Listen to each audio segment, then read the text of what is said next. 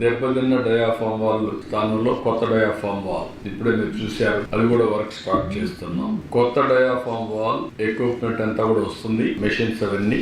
ఇది జనవరి 2వ తారీఖున వర్క్ స్టార్ట్ అవుతుంది. 2026 మార్చి నాటికి డయాఫామ్ అన్నారు, కానీ నేను చాలా స్పష్టంగా చెప్పింది డిసెంబర్కే పూర్తి చేయమంటున్నాం.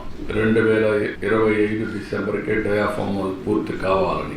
ఈసీఆర్ఎఫ్ గ్యాప్ 1 డిసెంబర్ 10న పనులు మొదలవుతాయి. 26 ఫిబ్రవరిలో పూర్తి చేస్తామన్నారు. అవసరమైతే ప్రీపోన్ చేయమంటున్నాం.